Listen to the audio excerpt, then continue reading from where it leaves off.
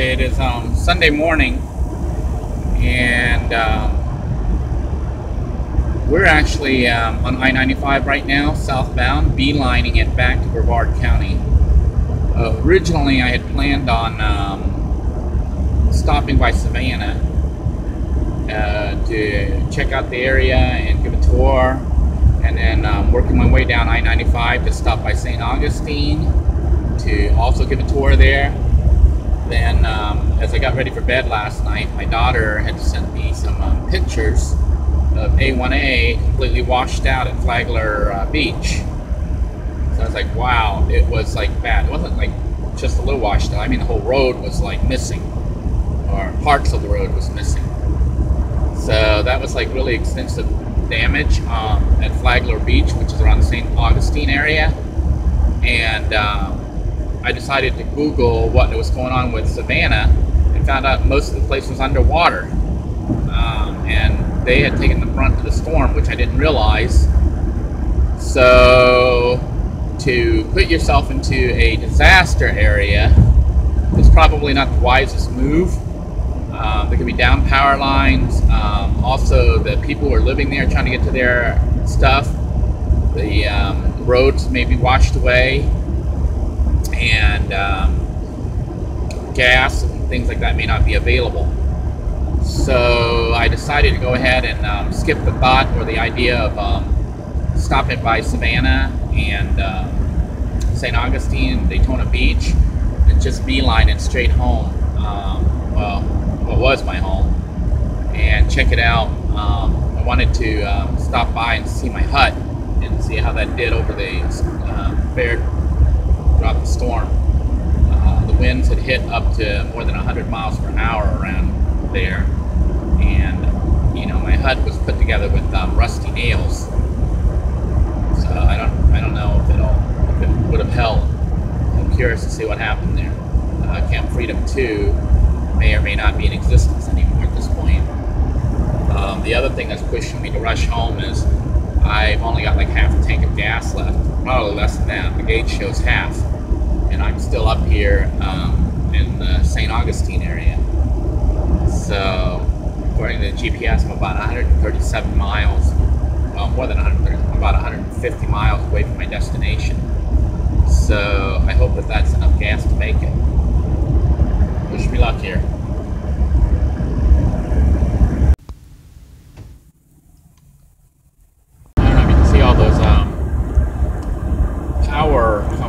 Power trucks here. I've seen at least probably about 30 or 40. There's more. There's like a whole convoy of them coming here. They're heading northbound, probably to deal with St. Augustine and Savannah and whatnot. There were like dozens of them earlier, escorted by the police and stuff, and then saw another convoy, which I got part of it, but that's why I'm not going to Savannah and St. Augustine. So there's still even more coming up here. This one seems to be big issues here.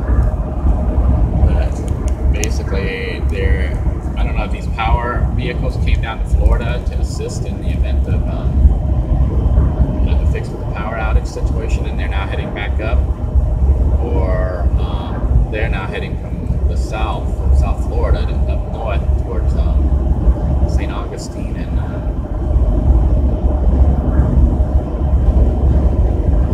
Savannah to try to get the power working again.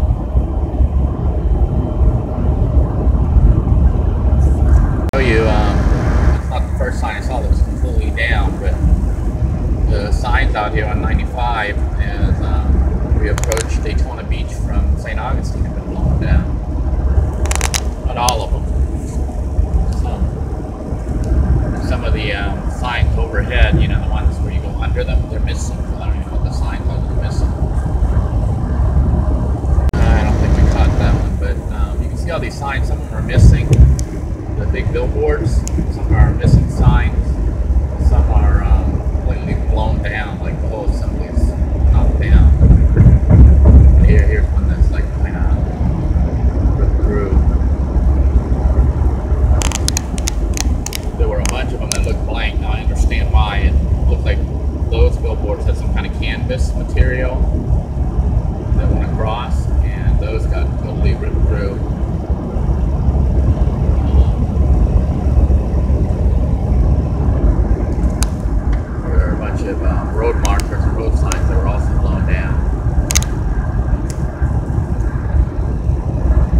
Florida got lucky.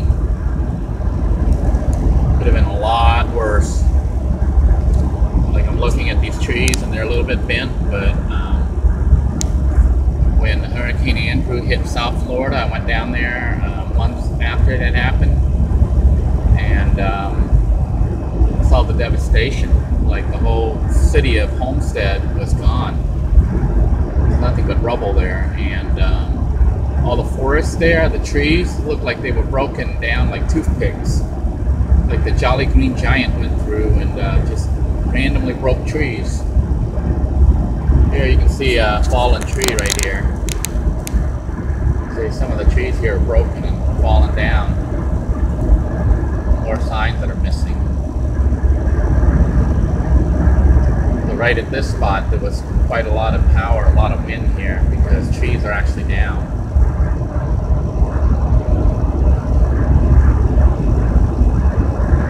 But surprisingly, well, here's more trees. This was a Category 3, Category 4 when it hit this area. I think it was Category 4. Andrew was like a Category 5, I think.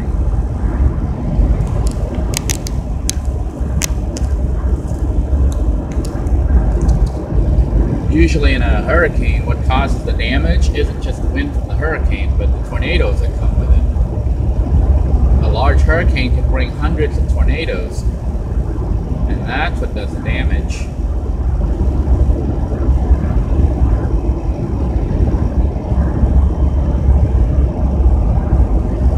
This is Flagler Beach area that we're going through, which is a section that, you know, that had A1A that's like washed away.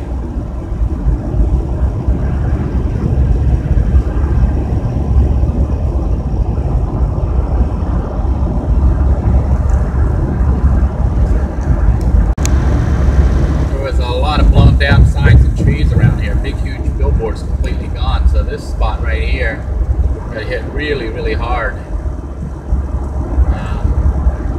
Of course, as I start filming it or taping it, all those blown down things are gone, other than the trees here. But it was really bad. There were whole billboards were laying down flat. Well, not flat, but laying down, partially laying down.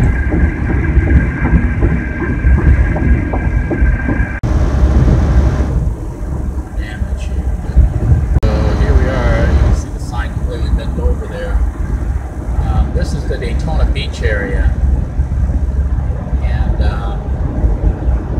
it looks like it took pretty bad damage too.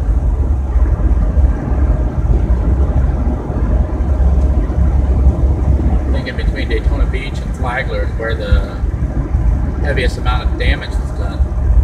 Of course, I don't know what that they're on 95. I didn't go. I didn't cut in till Jacksonville.